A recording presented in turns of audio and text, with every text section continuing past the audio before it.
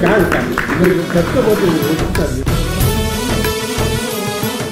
అదృష్టం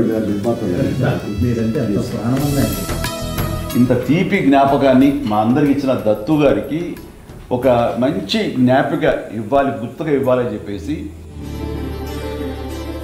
రామారావు గారు కృష్ణుడి వేషంలో ఉండి పాంచజన్యాన్ని ఊరుతున్నది ఆయన బ్యానర్ వైజయంతి దాన్ని ఆయన చేతికి అందివ్వాలి. ఎందుకు అనిపించింది, అది దేవుడి బొమ్మలు చెక్కినటువంటి మంచి బాగా ఇది ఉంది శంఖం అది.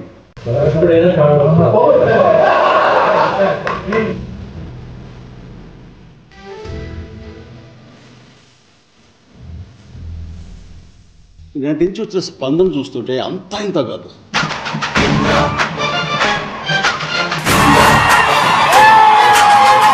ఇదేదో ఫస్ట్ రిలీజ్ లాగా ఉంది. అప్పుడు పెద్దవాళ్ళు చూశారు, వాళ్ళ పిల్లలు మా నాన్న ఇందిర చాలా బాగుంటుందని చెప్పారు, బట్ ఇంతకంటే బ్రహ్మాండంగా ఉంది ఇందిర. వీరశంకర్ రెడ్డి అనగానే ఒక ట్రాలీ చేసాం. వీరశంకర్ రెడ్డి ఆ రికార్డింగ్ అసలు మనకు ఒళ్ళు జలదరిస్తుంది, అట్లా ఉంటుంది. అప్పుడు ఒకే కదాని పీకేస్తే పీక కోస్తాం. ఎక్స్ట్రాడినరీగా చెప్పారు. అంటే అలాంటి స్పేసెస్ కానీ నువ్వు ఊహించకపోతే అది ఇచ్చేవారు కాదు, ఆ స్పేస్ ఇవ్వకపోతే ఆయన కొట్టేవాడు, రోజున మాట్లాడుకునేవాళ్ళం కూడా. అట్లా పిల్లలు అప్పుడు మా నాన్నతో మేము సినిమా చూసాం, ఇప్పుడు మా పిల్లలతో మేము సినిమా చూస్తున్నాం. ఎవరో అన్నారు, నువ్వు ఇదివరకు నాన్న వాళ్ళ పర్మిషన్ తీసుకుని అమ్మ నాన్న పర్మిషన్ తీసుకుని వెళ్ళామండి, ఈ రోజున అమ్మ నాన్నలు పోయి మా పిల్లలు తీసుకుని వెళ్తాం నువ్వు అని. ఒక చిన్నపిల్ల అయితే సినిమా చూడలేదంట, వాళ్ళ నాన్న వేసే డ్యాన్స్ చూస్తున్నారు థియేటర్లో. ఇది నాన్నకి ఏం పోయేగానే వచ్చిందమ్మా, ఇలా డ్యాన్స్ వేస్తాడు, మోకాళ్ళు వంగట్లేదు, దాయి దాయి దమ్మకి వీట స్టెప్ ఏంటని చెప్పేసి.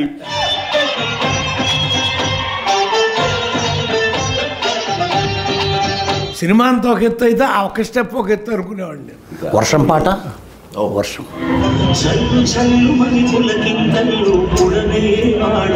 ప్రతి క్లాసులోనూ ప్రతి ఒక్కడు నిన్న సీసాలు పట్టుకెళ్ళారు, వర్షం పడతారు థియేటర్లో సార్. తడిపిస్తున్నారా? తడిపిస్తున్నారు.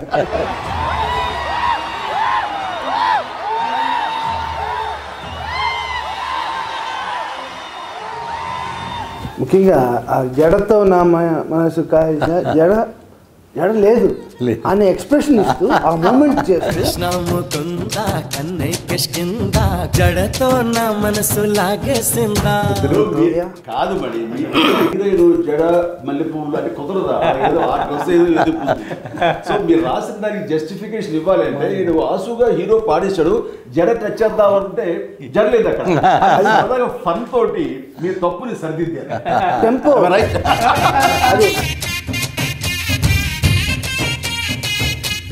నాకు మరీ అన్న బంబంబోలే సాంగ్లో నేను నిన్న ఎక్కడ ఇంటర్వ్యూలో చెప్తాను, నేను కూడా చిన్న డ్యాన్స్ మూమెంట్ డాన్స్ చేశాడా ఏంటంటే అన్న, మీరు ఆ టీషర్టు ఈ మధ్యలో పెట్టుకొని ఇలా ఇలా పెట్టుకొని ఇలా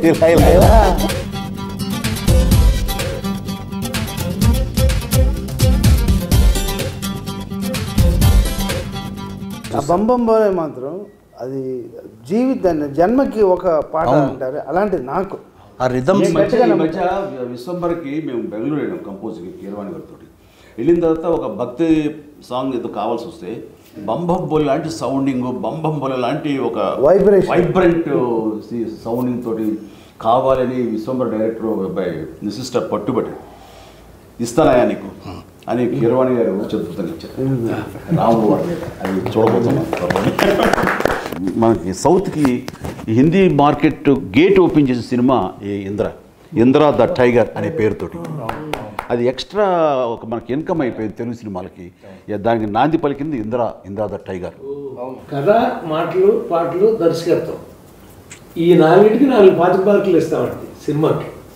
కానీ ఈ మీ దగ్గరికి వచ్చేసరికి ఇవి మేము సగం అయితే మాకు సగం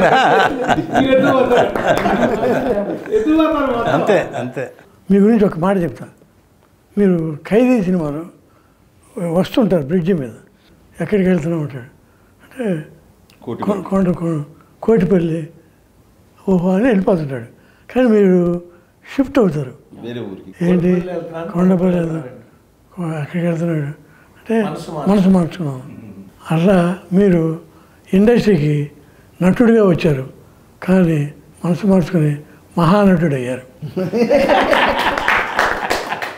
అది ఈ సినిమాలో మెగాస్టార్ చిరంజీవి గారు హీరోనే కాదు, మేము ఫస్ట్ స్టోరీ డిస్కషన్ అయిన తర్వాత ఇంకా ఎందుకు కరెక్ట్గా రావట్లేదని దత్తు గారు నేను అన్న మీరు రావాలి, మీరు కూర్చోవాలి, అప్పుడు కానీ పెద్ద అబ్బాయి కుదురుగా కూర్చోడు అంటే 4 రోజులు ఆయన వచ్చి, ఆయనకు అవసరం లేదు డైలాగ్, సీన్ బై సీన్ అనుకుంటా మొత్తం ఫుల్ స్క్రిప్ట్ రెడీ చేసుకున్నాం. జగదేవి వీరు అతను సుందరి నుంచి ఆయన చేసి సినిమా అన్నింటిలో నన్ను కూర్చోబెట్టాము. అందరూ 2.5 months కూర్చున్నారు ఆయన జగదేవి సుందరికి మద్రాసులో.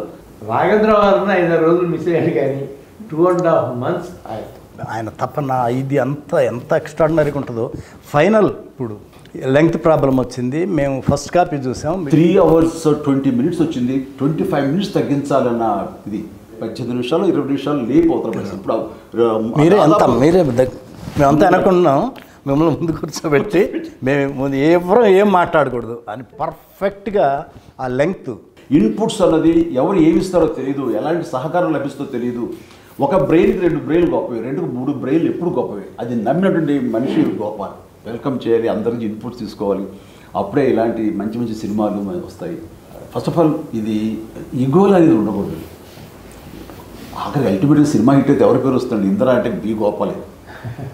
డైరెక్టర్కి ఏంటండి సంగీత జ్ఞానం, సాహిత్య జ్ఞానం, లోకతో పాటు లోక జ్ఞానం కూడా ఉన్నారండి.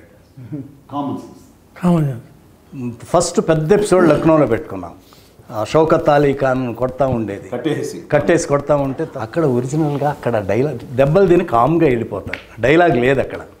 అప్పుడు చిరంజీవి గారు వచ్చి గోపాల్ ఇక్కడ దెబ్బలు తిని కామ్గా వెళ్ళిపోతున్నాను, ఏదన్నా డైలాగ్ ఉంటే బాగుంటుంది, ఒకసారి గోపాలకృష్ణతో మాట్లాడదామా అన్నారు. ఆయనేమో హైదరాబాద్లో ఉన్నారు. అప్పుడు చెప్పారు గోపాలకృష్ణ గారు, చిరంజీవి గారికి ఇది ఫోన్ ఇచ్చాను, తప్పు నా వైపు ఉంది కాబట్టి తలదించుకొని ఆ డైలాగు లేకపోతే ఆ సీను గొప్పగా ఉండదు. నాకేంటంటే ఏదైనా సరే ఇది రాఘవేంద్రరావు గారు అని నేను నేర్చుకున్నది. ఎలాగంటే రాఘవేంద్రరావు గారు ఏదో సినిమాలో మంచి దొంగ సినిమాలో మోహన్ బాబు అలా పైన చూస్తుంటే కింద నుంచి వెళ్ళాలి. అయిన తర్వాత ఫ్రేమ్ పెడుతుంటే ఆయనకి ఎక్కట్లేదు, ఎందుకంటే నేను డౌన్లో ఉండి హీరో ఆపాడు, మోహన్ బాబు క్యారెక్టర్ పైన ఉంటుంది. ఆయనకి నచ్చలేదు. బాబాయ్ నువ్వు అలా 2-3 స్టెప్స్ ఎక్కి రివర్స్ తిరుగు, తను కిందకి దిగి వస్తాను. ఎందుకు అట్లా ఇల్లాజికల్గా ఉంటుంది కదంటే, బాబాయ్ నా హీరో ఎప్పుడు టాప్, హీరోది పై చేయిగా ఉండాలి, తగ్గడా వీలేదు. ఓ జనం అది ఎక్స్పెక్ట్ చేస్తారా, మాస్ అలా ఉంటుందని నేను అక్కడ ఒక లెసన్ నేర్చుకున్నాను. చిరంజీవి గారి ఎంత తపన పడిపోతారో మా టెక్నీషియన్స్ చూసుకోవటం కూడా అంత బ్రహ్మాండంగా చూసుకుంటాం. చిరంజీవి గారు, సొనాలి బింద్రే వీళ్ళందరూ పెళ్ళి వీళ్ళన్నింటికి వస్తారు తాంబూలాలు తీసుకొని. ఆ సీన్ ఏదో కరెక్ట్గా రావట్లా. ఈయనేమో వీళ్ళిద్దరు షిరిడి వెళ్ళాలంటే చిరంజీవి గారు చూడండి, గోపాలకృష్ణ గారు కొంచెం మీరు క్యాన్సిల్ చేసుకొని ఈ సీన్ బాగా చేసి వెళ్ళచ్చు కదంటే ఆగి ఆ సీన్ ఎక్స్ట్రాడినరీగా రాశారు. దానికి చిరంజీవి గారు వెంటనే ఒక బ్రహ్మాండమైన సెల్ ఫోన్, అప్పట్లో కాస్ట్లీ సెల్ ఫోన్, అప్పట్లోనే నాకు తెలిసి 60,000 70,000 ఎంత ఎక్కువ చాలా అవుతుంది, అది తీసుకొచ్చి వెంటనే సాయంత్రానికి గిఫ్ట్ ఇచ్చారు. ఆ సీన్ యాక్ట్ చేశాడు. అసలు ఎట్లుంటుంది, డ్యాన్సులు ఎంత అద్భుతంగా చేస్తారో. ఆ కండవ వేసి కుర్చీ లాగి దగ్గర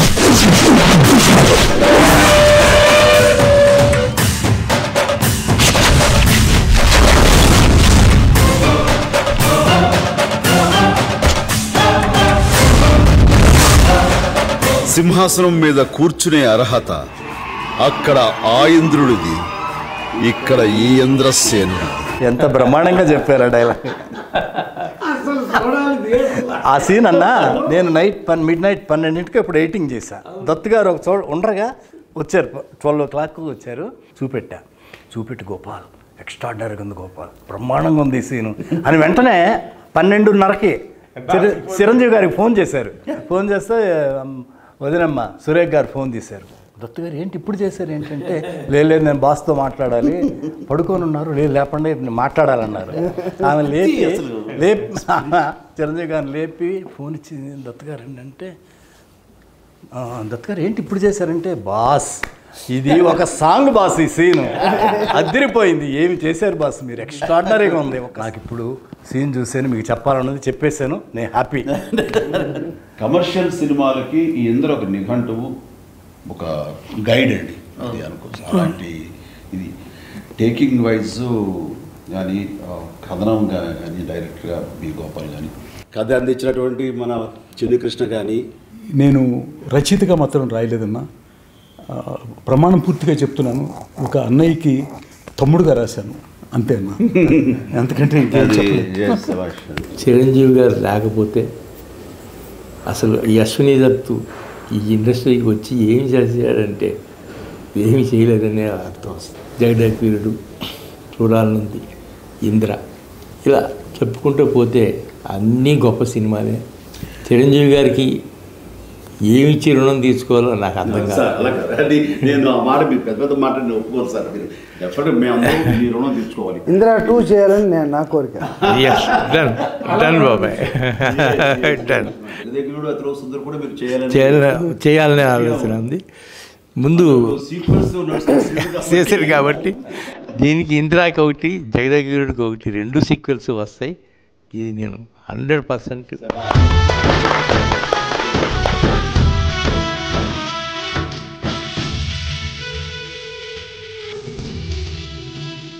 రాననుకున్నారా, రాలేననుకున్నారా, 22 ఏళ్ల తర్వాత వచ్చిన మళ్ళీ అదే ఊపు, అదే ఉత్సాహం, అదే అద్భుతం.